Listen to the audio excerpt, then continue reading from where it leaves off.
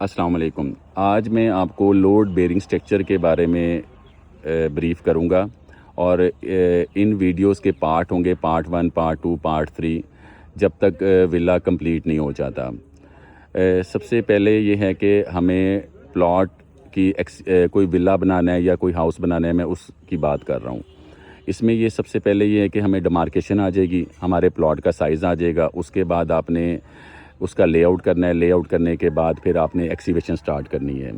Excavation में 2-3 चीज़ों का ख्याल करना पड़ता है, ये ज़रूर ज़हन में रखिएगा। सबसे पहला पॉइंट ये है कि ड्राइंग पे स्ट्रक्चर इंजीनियर ने ये बताया होता है कि आपने NSL से, नेचुरल सरफेस लेवल से 2.5 फुट इसकी एक्सीवेशन करनी है या 3 फुट करनी है, ठीक है। तो नेचुरल सरफेस लेवल होता है जहाँ पे आपका ये ग्रास एरिया है, जहाँ पे घास है आपका, ठीक है, ग्रास एरिया है, उस ए को नेचुरल सरफेस लेवल कहेंगे। अगर इसके ऊपर कोई मिट्टी डंप की होगी तो वो लूज फिल होगी, ठीक है। वो होता है फिर एग्जिस्टिंग ग्राउंड लेवल, ठीक है, EGL।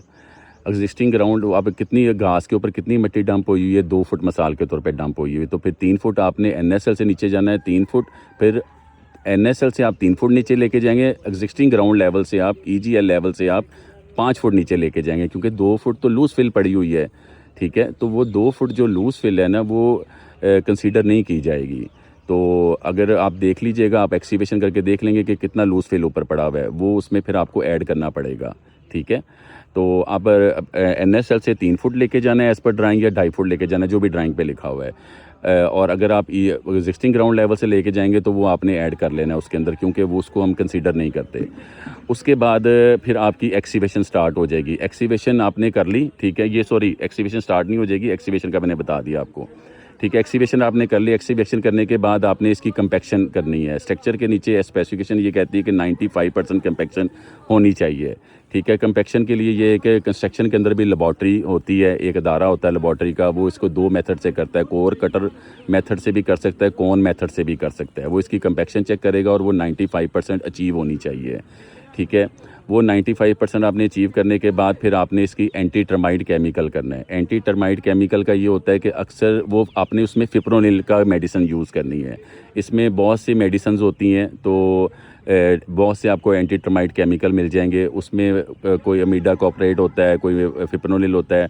अमीडा कॉपरेट की बात करूँ तो वो 3rd जनरेशन है, जो इस टाइम पे जनरेशन चल रही है, वो फिप्रोनिल चल रही है। अब ये है कि उसमें जो उनका ब्राउशर होता है एंटी टर्माइट केमिकल का, वो क्या करते हैं, उन्होंने कहा होता है कि 1 लीटर जो है ना केमिकल, वो उसमें पानी में डाल के 1 लीटर केमिकल जो है 540 स्क्वायर फुट एरिया कवर करेगा। जबकि आपने अगर क्वालिटी अच्छी लेनी है और लॉन्ग टर्म लेना है, एंटी टर्माइट से बचना है, तो फिर आपने 1 लीटर में 400 स्क्वायर फुट एरिया कवर करना है, ठीक है। कितना एरिया चेक करना है 400 स्क्वायर फुट एरिया कवर करना है। 1 लीटर, उनका ब्रोशर कहेगा 1 लीटर में 540 करना है, मगर आपने कहना है जी 1 लीटर में आप 400 स्क्वायर फुट एरिया कवर करके दें। रेशो तेज़ रखें, ठीक है।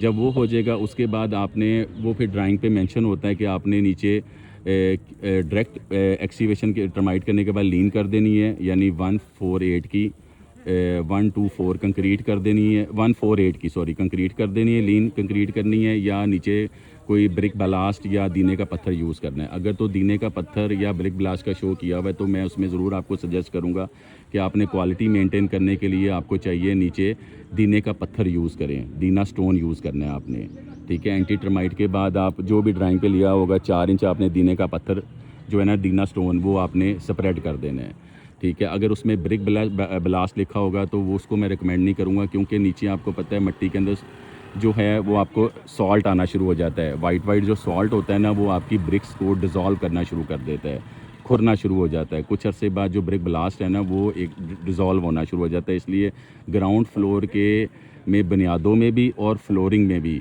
आपको क्या नाम है, ब्रिक ब्लास्ट का यूज़ नहीं करना चाहिए, आपको दीना स्टोन यूज़ करना चाहिए।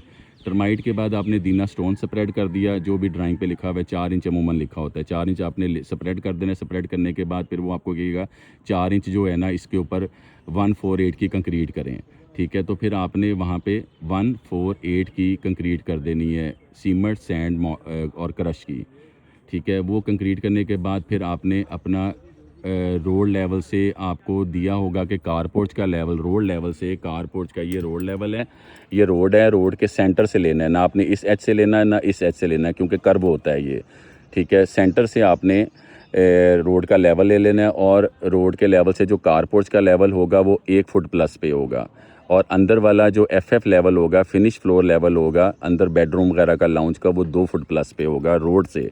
ठीक है, रोड से 1 फुट प्लस पे कारपोर्च हो गया, कारपोर्च से 1 फुट प्लस फिनिश फ्लोर हो गया। अगर रोड से आपने देखना है, रोड से कारपोर्च लेवल 1 फुट पे होगा और रोड लेवल से अंदर वाला जो है वो 2 फुट प्लस पे होगा। ये स्टैंडर्ड होता है। ठीक है, यही आपने देखना है। और आपने जो फर्स्ट डीपीसी है, आपने ब्रिक वर्क आपने स्टार्ट कर दिया, करने के बाद लेवल के निशान लगा लेने हैं ताकि जो है ना ब्रिक वर्क इन फाउंडेशन में किसी किस्म का लेवल का मसला ना हो, अनइवन सरफेस ना हो जाए। ब्रिक वर्क के अंदर उसको बंद ना यूज़ करे, खड़ी ईंट ना यूज़ करे। ठीक है, कोशिश करें वो प्रॉपर तरीके की जो हमारी ईंट ब्रिक वर्क लगता है उसी तरीके से वो ब्रिक यूज़ करे। ठीक है, जैसे ये आपकी ब्रिक वर्क हुआ हुआ है। ठीक है, इसमें खड़ी ईंट ना यूज़ करे, बंद ना यूज़ करे। ठीक है, इसी तरह की ब्रिक वर्क आपका होना चाहिए। अच्छा, ये आपका फर्स्ट डीपीसी जो होगी आपकी वो आ जाएगी रोड लेवल से कारपोर्च लेवल के 1 फुट प्लस पे आ जाएगी। ठीक है, वहाँ पे लाके आपने डीपीसी डाल देनी है। उसके बाद फिर आपने बाहर वाली आउटर वॉल पे आपने फर्स्ट डीपीसी डाल दी। अंदर वाला ब्रिक वर्क ही होगा, आउटर वॉल यानी पैसेज गली है हमारी, पैसेज एरिया है, साइड वाला पीछे वाला जो आउटर वॉल है ना बिल्डिंग की, उस पर आपने सारे का सारा बिल्डिंग के आउटर वॉल, बाउंड्री वॉल की बात नहीं कर रहा, बिल्डिंग की आउटर वॉल पे।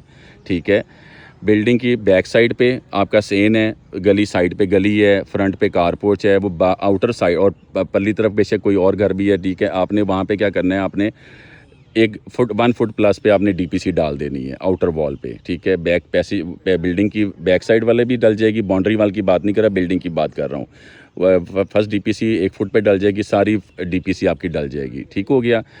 और उसके बाद आपने दोबारा फिर 1 फुट प्लस पे दूसरी डीपीसी डालनी है आउटर वॉल पे डालनी है और अंदर वाली वॉल पे सिंगल ही डीपीसी, जो अंदर पार्टीशंस वॉल होंगी। ठीक है, जो लाउंज और बेडरूम की पार्टीशंस वॉल होगी वहाँ पे सिंगल डीपीसी डलेगी और वो 2 फुट प्लस पे डलेगी, रोड से 2 फुट प्लस पे डलेगी। जो आउटर वॉल पे आपने 2 फुट प्लस पे डबल दूसरी डीपीसी डाली होगी उसके लेवल पे अंदर वाली डीपीसी डलेगी। मैं दोबारा रिपीट कर देता हूँ, रोड से 1 फुट प्लस पे आपने आउटर वॉल पे, बिल्डिंग की आउटर वॉल पे जहाँ पीछे सेन है उसके साथ जो बिल्डिंग आ रही है, बाउंड्री वॉल के अलावा बात कर रहा हूँ, बिल्डिंग की ये वाली लाइन आ रही है, सामने वाली आ रही है वहाँ पे, और पीछे वो साइड वाली आ रही है, तो वो आपने चारों साइडें जो है इसकी फर्स्ट डीपीसी वहाँ पे डाल देनी है।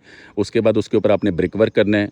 ब्रिक वर्क करने के बाद फिर दूसरी सी डीपीसी आपने रोड से 2 फुट प्लस पे डाल देनी है, आउटर वॉल पे डलेगी। उसके बाद वही लेवल जो होगा डबल डीपीसी का टॉप लेवल, वो अंदर आपने अंदर वाली पार्टीशंस वॉल पे डाल देनी है। ठीक है, जो लाउंज किचन और बीच में पार्टीशंस वॉल है वहाँ पे आपकी 2 फुट पे आपकी डीपीसी डल जाएगी। अब ये जब आपकी डीपीसी डल जाएगी, ठीक है, उसके बाद आपने क्या नाम है इस पे घसू की फिलिंग करनी है। लोग क्या करते हैं कि मिट्टी की फिलिंग कर देते हैं। मिट्टी की फिलिंग की जो है ना वो सूटेबल नहीं होती, अक्सर उसमें फ्लोर बैठ जाता है।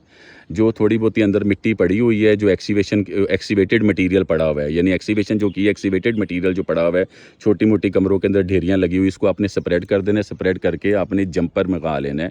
ठीक है, वो रेंट पे भी मिल जाता है। आपने जंपर मंगा के उसकी कंपैक्शन करनी है अच्छी तरह। कंपैक्शन करने के बाद फिर आपने उसमें घसू फिल करना है। ठीक है, वो आपने लेयर वाइज करना है। ठीक है, लोग क्या करते हैं इकट्ठी 2 फुट की 3 फुट की लेयरें डाल देते हैं, या इकट्ठा पूरा 1 गो में बैक फिल कर देते हैं। वो गलत तरीका है, उसमें अक्सर आपके फ्लोर बैठ जाते हैं। और होता ही होता है अक्सर क्या, बैठने ही बैठने हैं फ्लोर 1 गो में किया होगा। ठीक है, जितना मर्जी पानी लगा लें, आपने छेंज की लेयर डालनी है, घसू की छेंज की लेयर डालनी है, उसको जंपर के साथ कंपैक्ट कर पानी लगाना है और जंपर के साथ कंपैक्ट करना है। फिर छेंज की लेयर डालनी है, फिर पानी लगाना है। ठीक है, पानी लगा के अच्छी तरह उसके बाद फिर आपने क्या नाम है जंपर चलाना है। फिर आपकी इस तरह आपने लेयर वाइज चलते जाना है, यानी मिट्टी स्प्रेड करके आपने 6-6 इंच की लेयर डालनी है। पहले 6 इंच की लेयर स्प्रेड करेंगे, पानी अच्छी तरह लगाना है, जंपर चलाना है। फिर आपने 6 इंच की लेयर स्प्रेड करनी है, फिर पानी लगाना है, आपने जंपर चलाना है। इस तरह आप डीपीसी लेवल तक इसका बैकफिल पूरा कंप्लीट करेंगे। ठीक है, कंप्लीट करने के बाद फिर हमारा ऊपर जो है सुपर स्ट्रक्चर का काम शुरू होगा। सुपर स्ट्रक्चर के काम में मैं थोड़ा सा आपको बता दूं कि आपने जो डीपीसी है ना, अब लोग क्या करते हैं, पहले ज़मानों में भी ये चीज़ें आती थी कि बिचमन की कोटिंग की जाती थी, यानी लुक की कोटिंग की जाती थी। लुक की कोटिंग करके और उसके ऊपर फिर पॉलीथीन शीट डाली जाती थी। पॉलीथीन शीट डाल के फिर ऊपर वाला सुपर स्ट्रक्चर का ब्रिक वर्क स्टार्ट हो जाता था। तो ये है कि जब 2005 में अर्थक्वेक आया था, उसके बाद ये चीज़ें स्ट्रक्चर इंजीनियर ने डिसकंटिन्यू कर दी थी। अब ये होता है कि आपने जब डीपीसी डाली है ना, तो डीपीसी के ऊपर आपने सिमेंटेशन कोटिंग कर देनी है। आप सीका वालों की सिमेंटेशन कोटिंग कर सकते हैं, 3 कोट कर सकते हैं, अल्ट्रा वालों के 3 कोट कर सकते हैं आप, ठीक है। वो कर लेंगे ज़्यादा बेहतर रहेगा। बिचमन कोटिंग, लुक की कोटिंग और पॉलीथीन शीट आपने वो डिसकंटिन्यू होगी, वो माइनस हो जाएगी, वो नहीं होगी, ठीक है। आपने वो सिमेंटेशन कोटिंग करनी है, ठीक है। उसके बाद फिर आपने मोर्टार स्प्रेड करना है, फिर आपने ऊपर वाला ब्रिक वर्क स्टार्ट कर देना है। सिमेंटेशन कोटिंग का सबसे ज़्यादा फ़ायदा ये है कि आपका बॉन्डिंग बन जाती है, ऊपर वाले स्ट्रक्चर की और नीचे वाले स्ट्रक्चर की बॉन्डिंग हो जाती है, डीपीसी के साथ बॉन्ड बन जाता है। अगर आप बिचुमन लगा देंगे तो वो सेपरेट रहेगा, नीचे वाला स्ट्रक्चर अलहदा हो जाएगा, ऊपर वाला सेपरेट हो जाएगा। बेशक ऊपर वाले का लोड पड़ा हुआ है, मगर वो सेपरेट हो जाएगा, ठीक है, क्योंकि उसकी बॉन्डिंग नहीं बनेगी।